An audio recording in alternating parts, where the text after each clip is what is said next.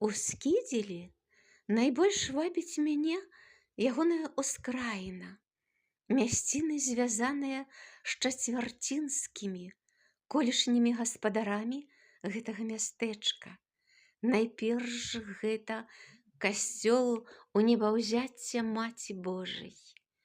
Неаготыка, чырвоная цэгла, высокі, стромкі, невялікі. Вельмі складаны лёс у гэтага помніка архітэктуры. Як усё складанае на гэтай зямлі.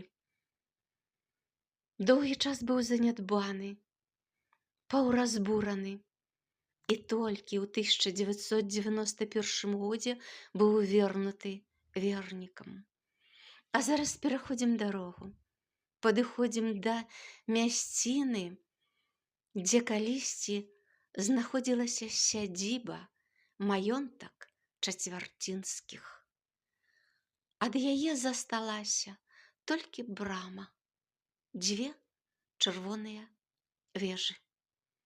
Але засталіся даўнія фотаздымкі, малюнкі, і Напалеона орды таксама. І на герб